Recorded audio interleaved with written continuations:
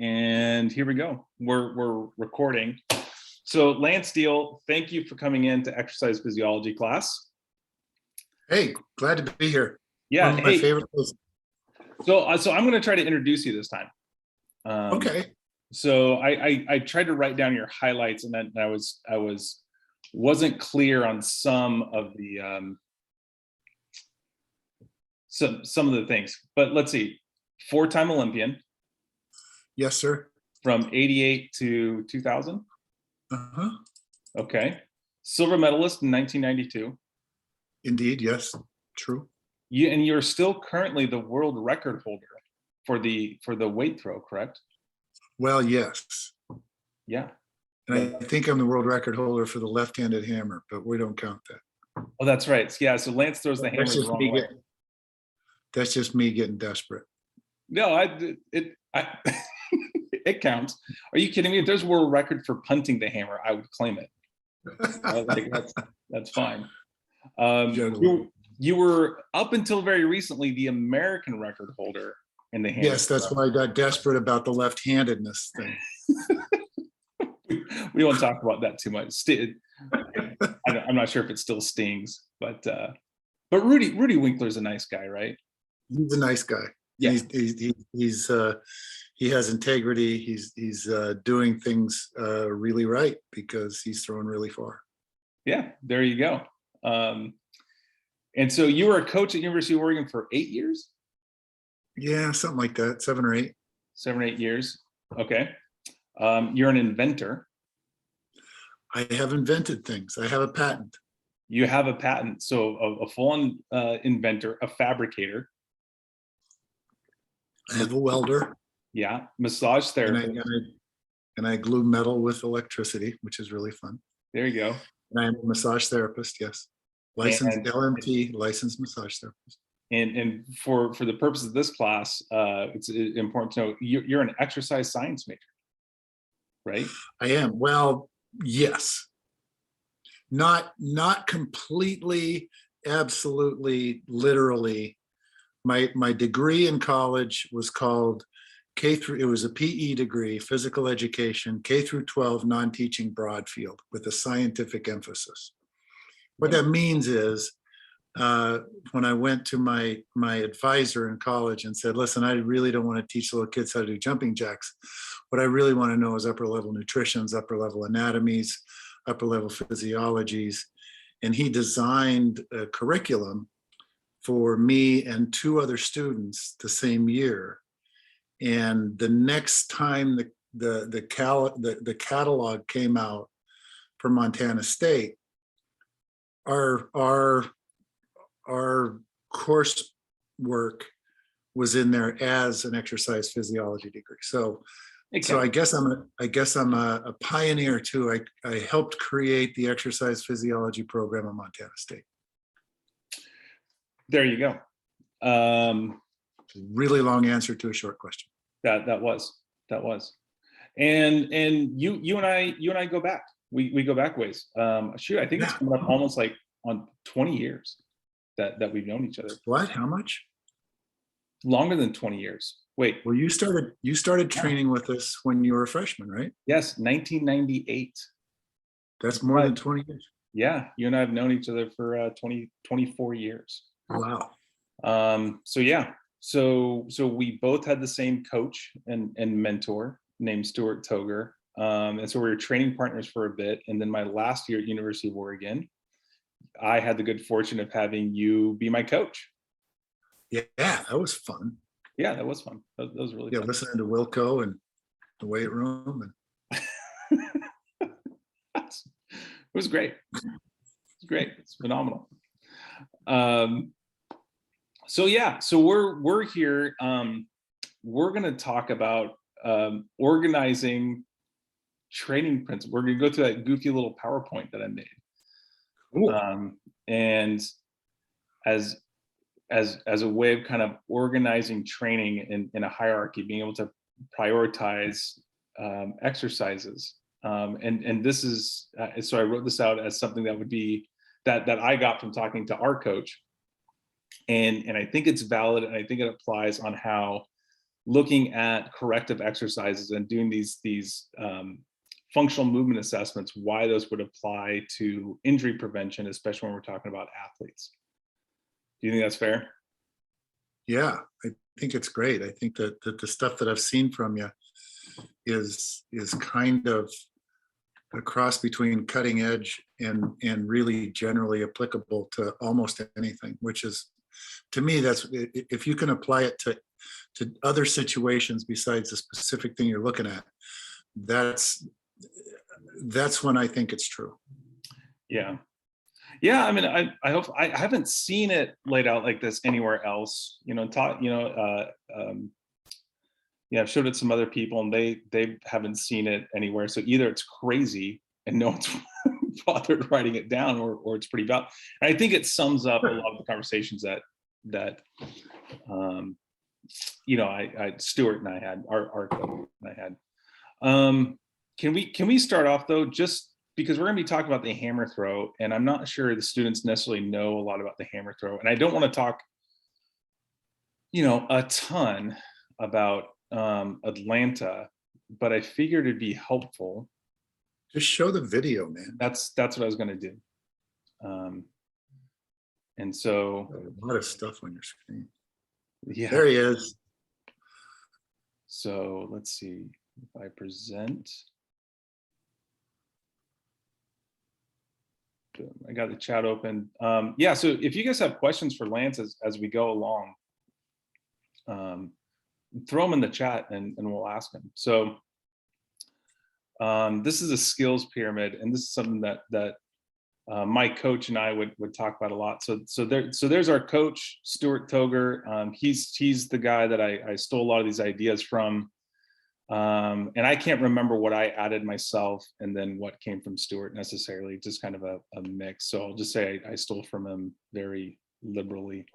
All right, so here's the good stuff. This is the Olympics in 1992 in Atlanta, Georgia, and we're gonna watch Lance throw here. So just so you guys get a sense of what the hammer throw is like. Can someone put in the chat if you guys can see this? Yeah, you can. Okay, cool.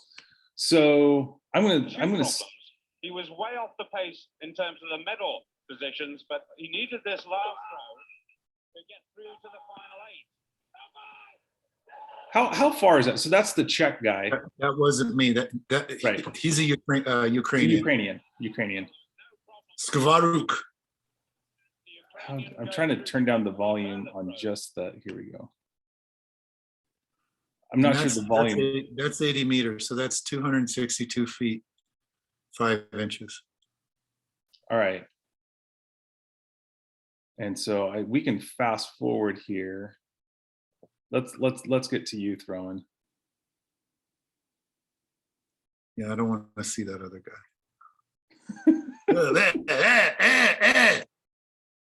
That's the guy that won, not that guy. That's Kriz. Here we go. So this is Lance right here.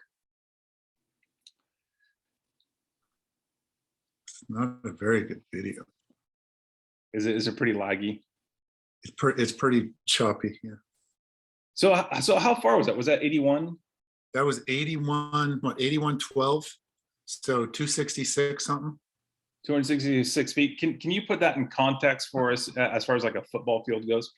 Yeah, almost. So from one goal line to the other 11-yard line. Wow. Okay. So that's pretty good. You're standing on the goal line, and you can throw it to the 11-yard line on the other side of the field. On the other side, yeah. Not bad. I could have thrown it into bomb. So and how much does the hammer weigh? 16 pounds. 16 pounds, and it's on its whole length is 4 feet long. Yeah. It's got a triangular handle that you go, you hold it like that, and the wire comes out. And so, yeah, you spin around. You have a glove on your inner hand because it hurts really bad if you don't. Cool. I think that gives us an idea of what we're talking about here. Oops. Starting. Back to So what Stuart would always talk about is that in order to make any complex, in order to generate any complex skill, it has to come from two basic skills, right? Or in order to come up with a new movement, the brain has to recruit two basic skills to make a new movement or new skill out of. And so I set up this pyramid to kind of explain how skill development and performance works. So I just have a graph here where along the x-axis I have number of skills, and on the y-axis I have performance. So the taller the pyramid gets, that corresponds with increased performance. Actually, let's put a pause right here before we get too far into this. And let's go ahead and give students a chance, because I don't want to keep them for too long. I've already kept them for about a half hour, and they got work to do. So ladies and gentlemen, if you want to stick around about a conversation about a nerdy way of organizing training principles, you are more than welcome to stay. Lance and I are gonna have a pretty good time here talking. If you guys would like to log off, we won't take it personal. We have literally over 1,000 adoring fans on a podcast. Let's be clear, Adam won't take it personally, I will. And I've written down all of your names. No, I'm kidding. Good luck, guys. You're more than welcome to log off. If you want to stick around, that is totally great.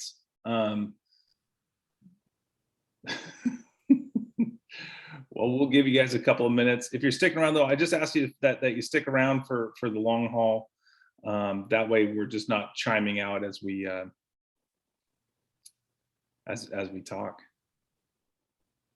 All right, here we go. We're back in it. We're in it for the long haul.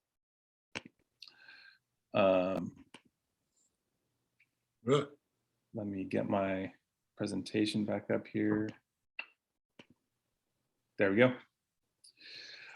All right, and so what I did here is in this pyramid, I just had like really basic hammer stuff, and I just put them in here as like ways of representing the idea.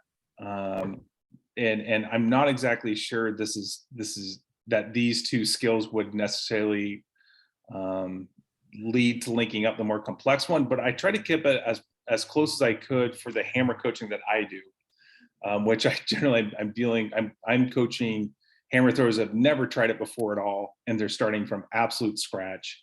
And so I have two basic skills of focus on a target, and then winding the hammer as two basic skills, and then those two basic skills can be linked up to having a throw with a direction. And so having a throw with direction is going to give you a certain amount of performance. And my thinking there is like, well, okay, you got to be able to wind the hammer around and develop some momentum in the hammer, and you have to have focus on a target if you're going to throw it in a particular direction. That's all I'm thinking with that one. And so if it takes two basic skills to make a more complex skill, then how we should be developing performance is we'd have to go if we want to make this pyramid higher, we have to go back down on the base of the pyramid and add a new basic skill, and then start linking up more skills to make a higher pyramid. And so we add one more block to the base of the pyramid, so the pyramid can go higher. And so in order to get one unit of performance greater, we actually have to have 3 units of skill development for that 1 unit of performance. Thoughts, Lance? So far, this is brilliant, right? No, and as we get further along, it becomes more and more brilliant, really.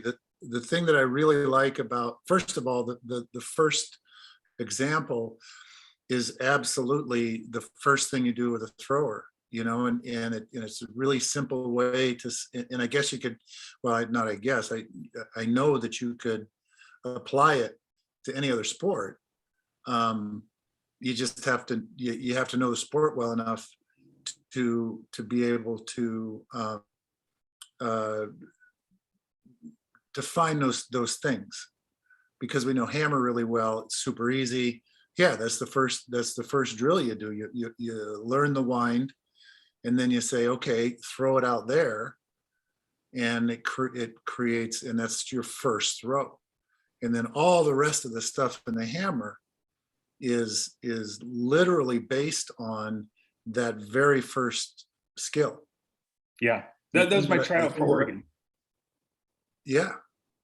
Yeah, that's all he did. Could I throw it, the hammer with a direction? That was it. That's all Stuart had me do, and then I could come back the next day. And so when, because you were just a raw beginner, and I think Stuart was a little bit more of a beginner so you were a raw beginner when you obviously when you got to Oregon, and Stuart had 98, so he had 15 years over here, 16 years coaching over here, coaching beginners. I got to Eugene in 85, and he didn't do that with me. He gave me a different drill that's further, it was more the walking rhythm. So he assumed either he assumed the other two, or he hadn't defined that clearly enough at the time that I came. But it's always a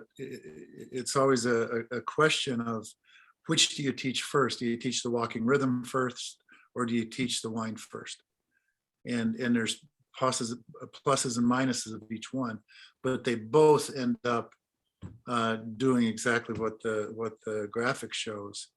And the thing that I like about the way that you did this graphic is, very early on you can see how to create, and you and I talked about it the other night, how you and I can, or how you create an integrous system, because it's obvious, it's building blocks, and you're just setting bricks. And this is what I like about this idea of the way you do it, is there's a whole bunch of examples in the world of just this. Right. I also think this highlights more subtly, I think it highlights the importance of a coach, because you can't start stacking the pyramid this way unless you know what result you're ultimately going for. Right. And so I could build this pyramid right now because I've gone through this coaching process. And so I know how to build this kind of tiny pyramid here. Whereas my athletes that I'm coaching won't have a clue, because they don't quite know where they're headed. And so, having a coach there to organize training, organize training so that these skills get incorporated, Right. I think is really important, because how this model works, how I'm laying it out now, you would have to know where you're going. You'd have to know the end result. I'm not sure about that necessarily. And maybe it's personal, and maybe it's popular media. There was a lot of times when Stuart would come in and just go, "No, we're doing this today," and you're learning a new skill, and you're not really sure how it applies. So I don't know if the athlete needs to know. I think obviously the coach has to know. Right. Yeah. Because there's plenty of coaches out there that just go, okay, do this exercise, and they don't have any idea why you're doing the exercise. It's just that Lance and Adam did it when they were training, but they don't know how it applies. Yeah. Let's put it. Okay. Yeah. Because I think we could talk about it here in the next couple of slides. And so this next slide just shows we're just, so we have a pyramid built here with 4 basic skills on the base of it. So the base is 4 bricks across. The next row is 3 bricks across. The next row is 2 bricks across, and then there's 1 brick on top. So the triangle here has 4 skill bricks for the base, and it's 4 bricks tall. And so we added one extra basic skill and then had to link up 4 new skills to get 1 unit of performance out of that. So now we have a 4-to-1 ratio of skills to performance. So the better you get, the more performance you get, if you're going to improve that performance, it's actually going to take more work to get that improvement. We'll move on to the next one. Now, what I see often is athletes get impatient. As you know, I think that's their tendency. They have a goal. We had a guest speaker here on Tuesday, and they're talking about how babies learn how to walk, and that babies learn from they have a desire to learn how to walk, and then they use the machinery that they were born with to play around with to develop their erector spinae muscles and that sort of stuff, so to give them the ability to walk. But it's that desire to learn how to walk that the babies start exercising themselves essentially to get them to walk. And so a motivated athlete is going to want to increase their performance, and it's pretty frustrating to go all the way back to the base of the pyramid to start working at performance. And so it's really tempting just to get more performance by getting stronger and faster and throwing harder, essentially. Like just throw with more force and get it to go further. And I see that a lot, especially in like NCAA Division III, the smaller colleges. There's a lot of hammer throwers that kind of throw that way. And you know, I've talked about this a lot too, where it's, I think our way of training, I think you're probably one of the most skillful hammer thrower in history. I'll bet you your pyramid is just of skills is bigger than anybody else's. That's my guess. Yeah, I can't argue that. I don't know for sure, but there's a lot of times when I ask people, well, have you done this? You know, trying to find an analogy for one of these skills. No, I've never done that. Well, how can you relate to this thing if you haven't had these experiences? So yeah, you're probably not too far off. Yeah, where people just get they get the basics of the throw, and then they just get really strong and really fast. Yeah. So but if you do that too much, if you just rely on strength and speed too much, you end up with this really narrow pyramid with a really small base and a really tall peak on it. And you told me this term called the angle of repose. Yeah. Yeah. What, and you described it better than I'm going to. What do you mean by the angle of repose? And again, here we go with examples in real life of things being connected. So the 2 examples that I have learned about angle of repose, I learned the term from a hammer thrower that I coached here after you, Adam. And he was an exercise phys guy, and they were talking about training and periodization and all this stuff and overtraining. And the example, so the angle of repose is where your training curve gets so steep, I don't know them backwards, that it fails. And the example in real life that Mike, the hammer thrower, gave me was the pile of gravel, the gravel pit. You know, you're driving by on the highway here on Beltline in Eugene, but everybody's seen them if you're paying attention. There's this big conveyor belt that goes up to the top, and it's carrying gravel out of the crusher, and it's dropping it onto the gravel pile. Well, it starts out flat, and as you can tell, you know, okay, nothing's going to fall there, nothing's going to fall. Pretty soon the thing gets high enough that this slope overcome the gravity, the normal forces and all of that stuff affecting the tiny bits of gravel becomes greater than the normal force of gravity becomes greater than the stickiness of the gravel particles, and it slides down the slope, thus widening the pyramid again. And if you can go, you know, fairly infinitely, then you're just going to get this gigantic pyramid. But ultimately, the angle of the sides is going to be the same, whether once it reaches that certain point, it's going to stay the same. It's just going to slide down and build back up. and slide down and build back up. But the thing that we're looking at as a training system is we want to avoid the slide down. We want to build the base of the pyramid at an equal rate to the peak. And that's why I like this graphic way of doing this, is because it shows that.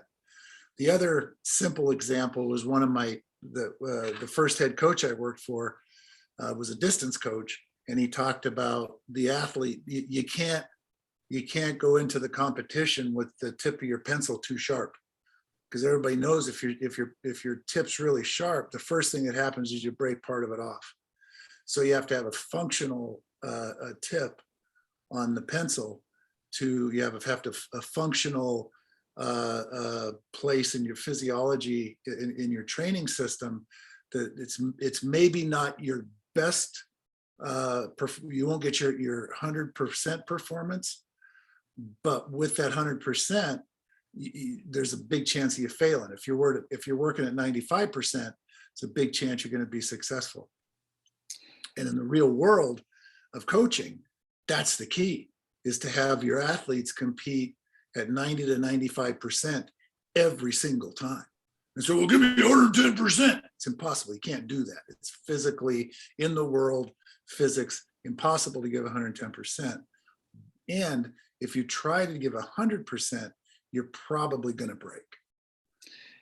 Yeah. And I think we should, and by breaking, right, or using the angle of repose, if your pyramid topples over, what that looks like in the real world is an injury.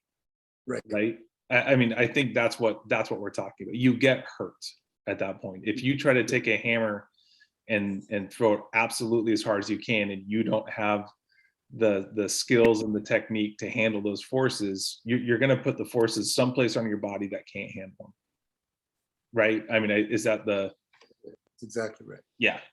And so that's why there's a big risk that comes from trying to get performance with a narrow based pyramid. There's a real risk just to the athletes, and if you get hurt, you can't perform as well anyway. And so even if you just wanted to treat athletes like I don't know, numbers or robots, there's still a risk in it, just in performance wise. Right, you're going to risk bad performances because the athletes are in pain and suffering. But if you're just cold-hearted about it, there's still a risk. Not to mention, and it also creates a sort of a narrow, because you always feel like, as you're competing, you always feel like you're on this razor's edge, and it just makes that razor just a little sharper. And I don't know if we're going to get to that the flow part of this deal.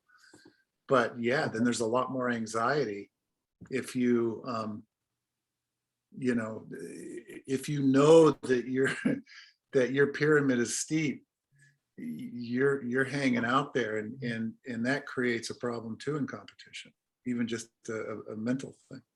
Yeah. Now this slide is where I think we can probably start thinking about how do you progress when you run into a roadblock, right? What if there's a basic skill you just can't do? And I think every coach runs into this. You're trying to teach an athlete how to do something, and they just can't figure it out. They can't get it. Yeah. And so using this model of two basic skills, or at least two basic skills, you need to link up to make a more complex skill. If there's a skill an athlete can't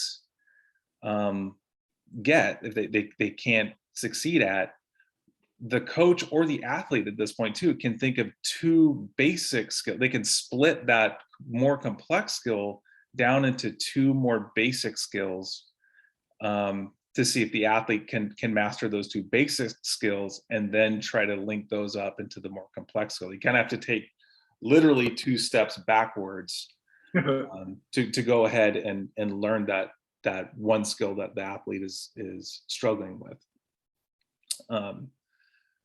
Thoughts? Don't know. This is one. Yeah, as a former coach, well, just do it, you know. That's the attitude of some coaches, you know. For those of you that don't know the sport very well, the world record holder is a Russian, and he came over and he would do clinics, and there were clinics where all he would say in the whole clinic was push the bar, push the bar. And this is something that we had done, Adam and I, forever. That was the one of the main tenets of our training. But we had to, and we had to find, and we were helped by our coach to find many different ways to push the ball. Doesn't really matter what it means. But in your mind, you can imagine a forehand tennis shot instead of a backhand tennis shot. So, so anyway, at some point, these blocks have to just be, well, you just have to do it. There is no, like this one is, it's a really good example of, yes, there are associated skills, but then what if you can't do, you know, what if you can't do the Koji wall push, dorsiflexion? Well, then is there two more, and then two more, and then, you know, so how deep does the root of the pyramid is it expected to go? So I mean, ultimately you should be able to get it down to like you know, those stages of development in that first year of life when you go from infancy to walking. I mean, at least that's what Stuart taught. Stuart even talked about reflexes for coming out of the birth canal. The babies turn and rotate coming out of the birth canal, and he thought that reflex had something to do with turning in the hammer. And he, you know, he never articulated it. Yeah, that's the look I gave him too. But that's what he would always talk about, going back and finding these these reflexes in infancy that you should be able to break everything down to that level. Which let's not think about that too much, because the pyramid analogy breaks down. Then does that mean that the base of the pyramid is bigger as an infant? Yeah. So we don't want to think about that too much. And then, and again, there's two things we're talking about. We're talking about performance of an individual thrower, and we're talking about a training model or a learning model. Yeah. And the sort of like a real world response to, at some point, these basement and sub-basement squares, if you have to go, you know, two more layers down just to learn a heel turn, chances are you shouldn't be a hammer thrower. Well, okay, so I'll push back on that one a little bit, because so at the beginning when we first started talking, you said Stuart started you off on this more advanced hammer thing. And probably in the 13 or 15 years in between you starting and me starting, I'll bet you he worked with enough suboptimal athletes. I think that's a nice way of describing the difference between me. And so he probably worked with enough athletes that weren't as talented to where he went back and found more basic fundamental skills to start throwers off with. I think just by necessity. I mean, I think he just wanted to weed people out to whether they were worth training or not. You know. Well, I know that he didn't have the 6 count when I got there. Yeah, we made the 6 count up. He would always talk about, you know, the gray ones. He would always, you're throwing the ball. You're not spinning and letting go. You're throwing the ball. And so that relates to a really basic throwing skill that we learn very young, right? And so I think Stuart did, like, even in your time of training with them, I think he did identify certain skills that athletes would struggle with in general, and then figure out ways to split that skill into more basic skills.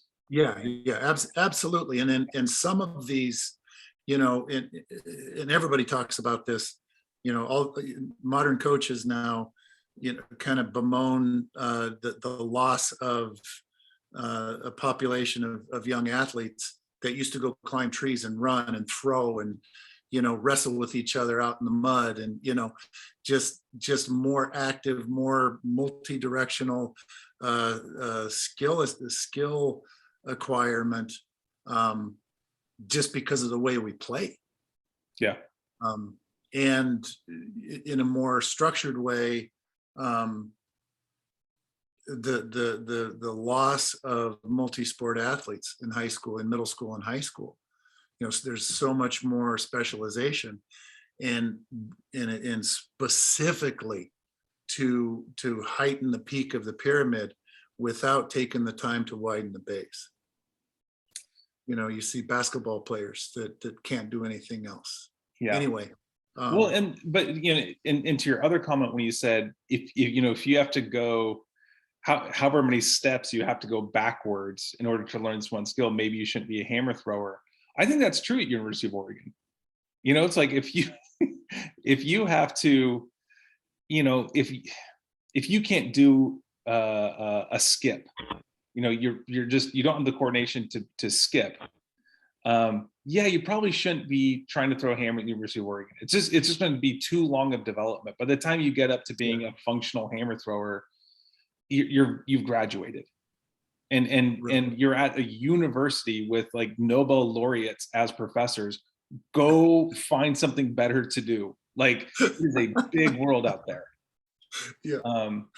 Yeah. And there's always going to be something. So the other one that comes to mind is the time that I was doing a clinic and we were doing the walking rhythm drills, the 6-count drills. And I made a javelin thrower puke. She couldn't spin around that many times. So that's not a skill that you can learn. That's a physical attribute that you kind of have to throw the hammer. You can't, you have to be able to go around at least 5 times without getting dizzy, or you ain't gonna throw very far. Right. It's gonna be a miserable life for you. Right. And I'll bet you know, we could bring on other event coaches and they all have their one thing that says, yeah, I can't figure out how to make this skill any easier for people. Like for me, it's if the discus comes off the pinky instead of the index finger, I don't know how to fix that one. Oh, that's easy. Oh, well, now you tell. Well, we'll talk about it after. Well, you better tell me now. Like, I mean, I have some workarounds that I've tried, but I usually tell them to try the javelin. I don't know. We don't need to talk about it now because I don't know. Maybe I've never run into it. Yeah. Maybe the person, I just had to say it's like squeezing a bar of soap, right? And it squishes out in between your thumb and your forefinger. You know, or get them to hold it like you would hold a flat rock to start with, so they learn it that it comes off the index finger. Can't do anything with it. You can throw it 10 feet because it's this gigantic disc instead of a rock. The one that I could never figure out was the shot. This one guy, he was a football player and he came out his last year. He was the boyfriend and now husband of one of my javelin throwers, but he couldn't push the shot like that. He'd always throw it like this. Yeah, like he's shooting a free throw. Like, or no, man, like, he would scoop, wow. Ole. It was like he was going ole. And I could not fix it. He could not fix it. Yeah, and so I think I mean, theoretically speaking, I think you could get it back to some fundamental reflex and retrain them, but at some point, is it worth? It's a big world out there with a whole bunch of opportunities. Like, is it worth all that risk? And for every layer you go down, it's a tremendous amount of work to get you back up to just that basic level. And so, I really want to do an iron cross. And maybe in a world, you know, maybe I could. Like an iron cross, like on the gymnast on the ring thing? Yeah. You know, and maybe back in high school when the gymnastics coach had a school-wide challenge to anybody that could do an iron cross, and he had training equipment, stuff like this. maybe if I would have cut my legs off, I could have done it. But it's not really worth it. Right. Yeah. You know? So at some point, at what cost? And at what cost of the program do you, how far down, and this is a completely different conversation. This is what happens, folks, when Adam and I talk. It completely goes completely different ways than we imagine that it's going to go. Well, no, but I do think it's relevant because organizing skill acquisition in this format, it's easy to explain to someone why you're cutting them from the track team. You know, like you can say, listen, it's going to take you 6 years to you know, following this development. From my experience, it's going to take you about 6 years to develop. You're on the track team for 4 years. Yeah. You're talented in other ways. Go do something where you're going to get the maximum benefits for your talents. Yeah. You know, I mean, and I think responsible coaches are, you know, at least for me as a teacher and a coach, I'm always on the student's team or the athlete's team. I'm there for them first and foremost. And sometimes the best thing to do for an athlete or a student is say, like, yeah, you should probably go someplace else. Yeah. You know, I think that's okay. Yeah, but all right, so okay. This slide just shows like so the athlete couldn't get one skill, and so we went backwards. We like had some even more fundamental skills, and I wrote in what prompted this is we have a common friend named Koji Murafushi, who's developing some exercise testing, and he's been nice enough to have my class play around with this exercise testing. And so I ended up putting together this PowerPoint thing just to try to make sense of why this exercise testing would be relevant to injury prevention. I just wanted a picture for how this would work. So by breaking things down to fundamental skills makes it easier to learn more complex skills. And sometimes you have to go backwards before you can move up. I think that's. Now, here's another scenario that I think that I see with coaches a lot too, where, and we kind of touched on this earlier, where athletes do a whole bunch of work. I call this the CrossFit model of athletic development, where you do like a whole bunch of basic exercises, and you get this really wide base of an athletic pyramid. But those skills aren't necessarily linked up together in a way that's going to give you good performance. And so you end up this really wide base, they're not linked up, and it's a pretty small performance, which can get really frustrating for athletes because they end up doing a tremendous amount of work and spend a lot of time training, but they're just not getting the performances that they should be getting by doing all that work. What are your thoughts on that? Yeah, so talk a little bit more about why they can't hook up. Why they? Well, so okay. Let me give a basic example. Let's say we have a sprinter, and he wants to become a faster sprinter. And actually, this example was given with the last guest speaker. And so to become a faster sprinter, he tries to increase his bench. He tries to bench press more weight, right? And so that takes effort and time out of training to be bench pressing. The athlete does what he's supposed to, right? He's dedicated, he puts in the time, his bench press gets better. It just isn't, all that work you put in bench pressing isn't going to help him necessarily sprint any faster. Does that make sense? And so that's what I mean, like those exercises aren't linked up to the end goal, the end performance. They're just kind of random exercises or random skills that don't necessarily make a faster sprinter or a better hammer thrower or shot putter. Yeah.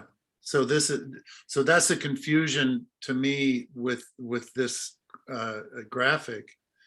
Is these things do make sense.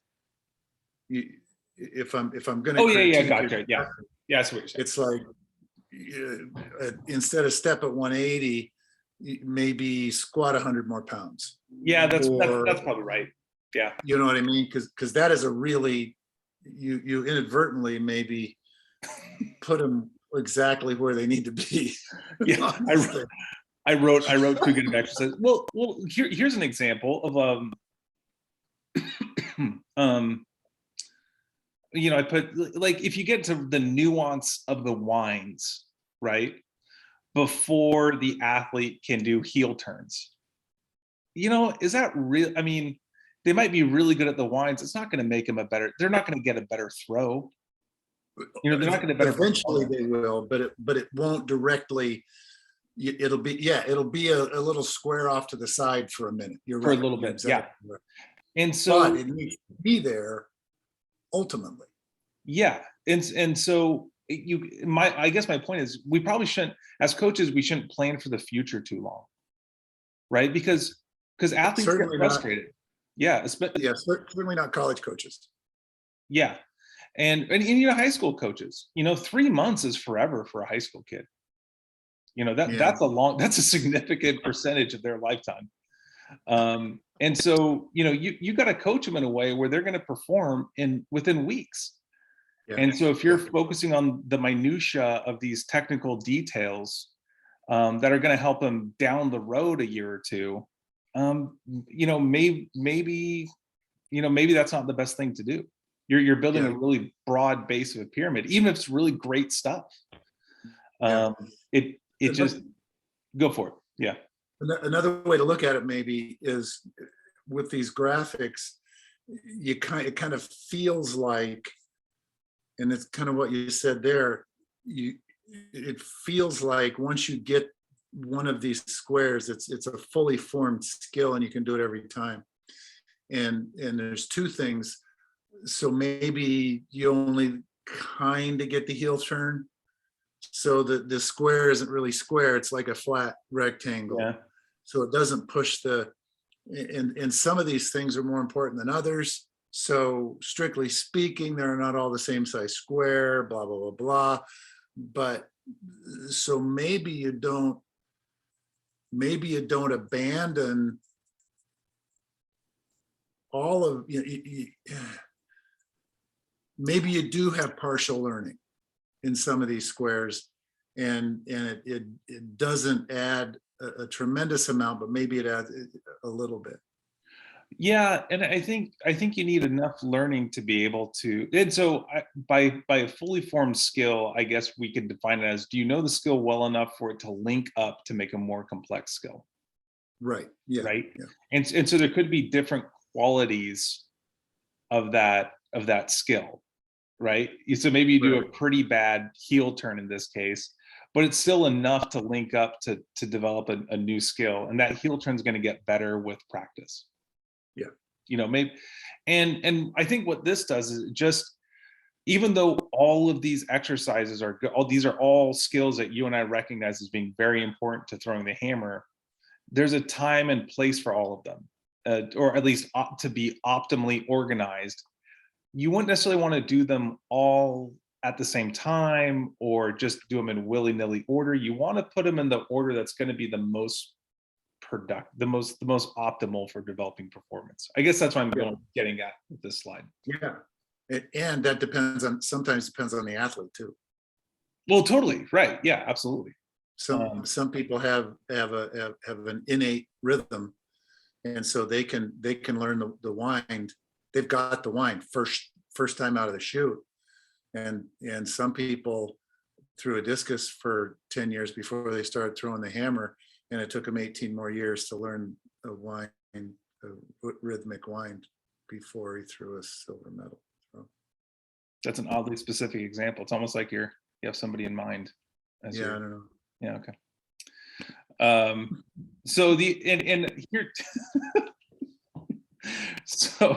so here's the downside of doing that. Even though you gotta, let's say you got a coach, he knows what he's supposed to be doing, or she knows what they're supposed to be doing. They got all the right drills, but it's organized in the wrong way. The desires of the athletes and the coaches to get performances, they're still going to go back to let's just throw it hard and fast to get some Right. performances, and we're right back to the same problem of we have a functionally narrow pyramid. Even though it's got this really big base, it's really functionally narrow and unstable, and we're cruising for an injury. And so the advantage, what I like about this model is it would give coaches kind of a guide for what exercise or what skill you would get first, second, third, fourth, and so you can lay out an exercise training program chronologically, because as humans we don't experience things in a pyramid like this. We experience things one after the other after the other after the other, and so you'd have to lay out the exercises in a linear format for athletes to develop, which I like that. Yeah, I like that a lot. Talk about, before you get to Koji awareness, and because we're talking about growing this pyramid, you said something to me about the area of the pyramid growing logarithmically. Yeah. And so assuming that in order to get this performance, you have to incorporate all the skills in the pyramid. So this pyramid has 10 blocks in it. And so you would have to, all these 10 blocks of skills would have to be incorporated to get this performance. If you want to improve your performance, you would have to still perform all these 10 blocks of skills, but you'd also have to add another whole row of blocks onto this, which would be 5 blocks to get one more block of improvement. And so now the area is 15 blocks for 5 blocks of performance. And so if you graph that out, the area is going to grow much faster than the height of the pyramid. So if we're graphing performance based on the area of the pyramid, it would grow logarithmically, right? As you get further along your skill development, to get one more unit of performance would take a tremendous amount of work. And I think that's what we see. That's a natural phenomenon that happens in athletics. As you get better and better, it's harder to improve. The margin of improvement just takes so much work. And at the same time, and this has nothing to do with any of this other than it's about performance. One of my go-tos when I was getting stressed in a competition was I would force myself to go back and think about the volume of training that I'd done that year. And it's like, I've thrown 10,000 throws. Yeah. I can't not succeed. The base of my pyramid is so huge that I have to succeed. And so in doing it this way, as opposed to stacking them, just getting strong and fast, gives you a much better mental state as well. Yeah. Because it has more integrity. Yeah. Oh, I skipped a point, kind of building off that a little bit. I skipped a point where I said, if certain athletes can't do certain skills and you have to go back and find the simpler skills, maybe they shouldn't be at the University of Oregon track team. From coaching at smaller colleges, it's definitely worth it at Pacific University or a Division III school to go back and do those basic skills, because the level of competition isn't the University of Oregon. It's a much different level of competition. You could win conference championships every year in the hammer throw by just focusing on just a few, building pretty modest pyramids. And so it is probably worth breaking it down, I think, just because you can outcompete people at that level. Okay, here's another way to look at it, and I don't know if it makes any sense, and this maybe is a conversation off screen, but it occurs to me. So one of the things that I say a lot is in throwing the hammer, you have to do 2 or 3 things right. And there's 10 different ways to do them each. So there's a million ways to throw the hammer far.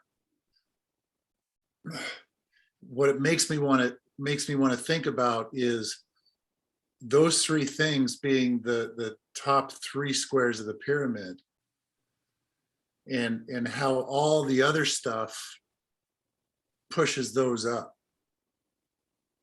Right? So I started out with a whole bunch of squares on the bottom because I had a lot of athletic experience. And I'm just naturally gifted. I could do the heel turn without learning it. Just, oh, okay. Stuff like that. But it always came back to, you got to use the ball, you got to stay level, and that's about it. You have to use a pendulum. Yeah, you have to use the pendulum, and it's time, posture, and timing. Right, you have to stay in the right position in the throw, and you have to dance with the ball. So can you see where I'm going? Because I'm losing my track a little bit. Sure. And so I think, yeah. And so I think what you described is, you described like, if you're looking at the peak of the pyramid of like top performance, like what does it take to get top performance? You went a level or maybe 2 down, like what you're saying, and said, okay, we can break top performance into these 3 criteria, which could be valid. Like, I don't know if it's 2 skills that make a complex skill. Maybe it's a dozen skills that make a more complex skill. So I just use 2 because it's the simplest. So I think you went a row down. Now, I think if you're talking to like really gifted athletes, that might be all they need. And you can say, oh, do these 3 things. Like, I get it now. Or that gives you categories to start breaking that stuff down. Okay, these more simple exercises are how I can learn how to use the ball. And these simple exercises are how I could do those other things you were saying. I don't know, I tuned out there for a little bit. I didn't really tune out. But so what were they again? It was use the ball. Just use the ball, just posture and timing. Posture and timing, So and yeah, pendulum. Yeah. Feel the pendulum and stay level. Really. Sure. And so so you could keep breaking those things down into simpler and simpler skills until you get down to like a really, really basic level. And so I think that's where. Can you go back to your screen that actually shows the skills that you have listed, just so I can think about it? Sure. Yeah, there you go. And like I said, these ones I just kind of put in. This is at like 1 a.m. and right. Just that's when the magic happens. So the reason that came to my mind was, you started talking about more and more complex or more and more movements to reach this complex movement, and it can be intimidating. It's like how, and the old thing that he used to say, that Stuart used to say all the time, if you analyze, you paralyze. And so if you think about too much stuff, then you can't move at all. And I'm just trying to figure, and it's nothing about, this is fantastic stuff. And it's just the way it's stacking. I don't know. So I don't think so I've thought of like, since I've written this out, I've thought of like 10 contradictions that I can think of. But what's that? That's the hammer, but okay. Yeah. And this is where I've kind of settled on this. I think this model is good at showing about 3 or 4 different conclusions that we can draw from it.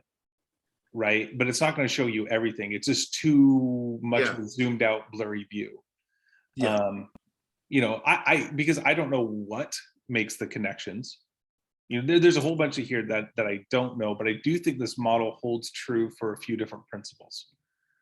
And simplifies understanding why you would do one exercise first and then then another exercise. I think I think it does help with that, and it does explain why functional movement testing and testing people's ability to perform simple exercises, why that would be a predictor of injury, or they're negatively correlated with injury. No, I'm totally jumping the queue with all that. All of this stuff makes complete sense, and I think it's really good. But I also do think I probably have a really interesting perspective. Not to toot my own horn here, but I was such a bad athlete training with such amazing athletes. Like, I have a really weird perspective on this. I mean, James Parker, I think he was a 60-foot shot putter in college. I think. Yeah, he was 60, 200 in the disc. Shot and close to 200 in the discus. Yeah, that's incredible. Yeah. I mean, I was so much worse than anybody else I trained with, that it gives me a perspective. And I think that's how that's why I like thinking about how far back on the basics can I go? Because I think, and you brought this up with like algebra. Some people need to, given an algebra equation, they need to go through every step, line by line, to get to the answer. And some people can just look at an algebra equation and goes, oh yeah, that's X is 42. Obvious to the most casual observer. Right. And so, yes. And so athletically, I am that type of person, probably, that just had to work through it line by line by line by line. And I had to, and I didn't know what I was doing at the time. And I had a coach who I think appreciated the ability of going back to basics like that. And so I think I was just constantly just going back to basics all the time, trying to keep up with you guys. Yeah, and the other part of it is, and I mentioned a little bit before, and it doesn't, you don't need to, it wouldn't hold, it doesn't need to hold true in this atmosphere. But it's like John Smith says. John Smith, he's coached a lot of really, really good throwers, and he's a big strength guy. He's really good at getting people strong. And so he told me once, he was coaching a guy named Dan Taylor, who was a mountain. He was probably 6'4", 5", weighed 300, 320. And he was the strongest shot putter in the country at the time. And what he told me is, what do you do with, if you get an athlete, what do you do if you get a V10? An athlete that's got a V10 under the hood. And I go, I don't know what. And he goes, turbocharge it. So he's a firm believer in capitalizing on your strengths, and for him, literally. But my point is, and you said it, so I had some gigantic block of stuff in your pyramid from the get-go, just because I could throw, and James Parker the same way. I'm really good at throwing heavy stuff for him. And that's one of my basics. And maybe you can really, once you get, if you fine tune this thing, then maybe you can talk about which of the squares, once perfected, are bigger than the others. Which ones are more important? Is it more important to do a heel turn? Is it more important to have rhythm? Yeah, I don't know. And I don't know how you could do that, but it's an interesting, to me, it's an interesting question. And another way to look at that is maybe your individual blocks are bigger than my individual blocks. Right. And so if you think about it like that, really what this pyramid is predicting is the optimal way of organizing training and how to organize training to minimize the risk of injury. Right. Yeah. And so it doesn't matter if your blocks are bigger than mine, you're going to get better performances for less skills, but you still want to organize training in a way where you get an equilateral pyramid, essentially, to reduce injury for you. I would have to do the same for me to reduce injury for me too. I'm just not going to throw as far as you, because I got smaller blocks. That's a great, yeah. I don't know. I don't know if Okay. that works. And No, I got your thing saying that you have to go here at 3, so we're Sorry. running out of time here. And that's totally fine. Do we bother getting into Koji awareness stuff? I think that stuff, as I leafed through it, and I actually did see some of that stuff he posted on Instagram or Facebook or something. Yeah. Some of that, so it was a little bit familiar to me. If you want your students to kind of incorporate that into their thinking, it's pretty. I think it's pretty straightforward. Yeah. Right. It's like, okay, so how, it's like the president fitness test, only a little bit more sophisticated. Yeah. Yeah. What I mean, do you do? What do you need to work on? right. And you know what? We'll probably but maybe I'll invite Koji on, and we could talk about this. And I'll share this video with him. I'll kind of set up a foundation to see if this is a valid way of thinking about Koji awareness. That's a good idea. Yeah, but as a way to I get, and this is, if you think about our conversations, this is the way they go. I tend to point toward performance because I was the guy that just threw as hard as he could every single throw of every single day. And you were always about the process because you did everything every single time. You did the warm up, all of the warm up every single day. Yeah. And there's a big difference between your performance and my performance, like huge, like it's a tremendously big difference. But what's interesting is I definitely was a subpar athlete for Division I standards, by Division I standards, but I still ended up being an All-American. Yeah, not by All-American standards, maybe not Division I standards. What was your best throw? And they had 223, something like that, 68 meters. What was it? 68. Something like that. So, all right, 83%. You gotta be of yours. Yeah, that's a big difference. 83% of the American record. Yeah, I mean that's a solid big. Yeah, except those percents get really hard there towards the end. But no, I mean, I think I'm still number 7 or something all time at Oregon. And this is thinking like I was a 52 foot shot putter in high school. I mean, there's 6 kids a year in Oregon throwing further than 52 feet at the state meet. Right. I mean, I wasn't like, just athletically, it's not like I had anything terribly special. And so like training like this, you might get someone with poor athletic ability, but they could still be an All-American or right. Go to conference or that sort of stuff. Did you ever miss a meet for an injury? No, I never missed a practice because of an injury.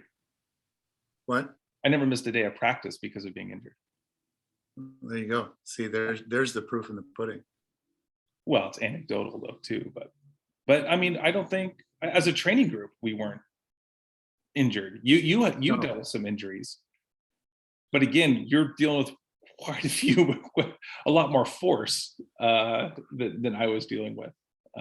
Yeah, and a different history. Yeah, I was hurt when I got here. I got more healthy once I got here. Yeah. So maybe we should ask. We have 2 more students still hanging around. Cole or Lucy. You guys have any questions for Lance? No, I don't think so. This has been very informative. I usually listen to podcasts while I do my math homework, so today I just got to listen to one live, and I really appreciated that. Nice. There we go. I'm glad you're here. Cool. How about you? You got any questions? You got Olympian right in front of you. On the spot. Nothing in this exact moment comes to my mind. Yeah. Yeah, that's all right. That's right. Well, hey, thanks for sticking around, guys. Lance, thanks as Yep. always for coming on. Sorry, I gotta go. I had a failed winch at Sacramento State. The cage won't go up. I got a overnight ship a winch to Sacramento. Oh, we've So all I been got- there. Yeah, it's fine. With that, Yeah. everybody experiences that at some point. All right, I'm done recording. My other life.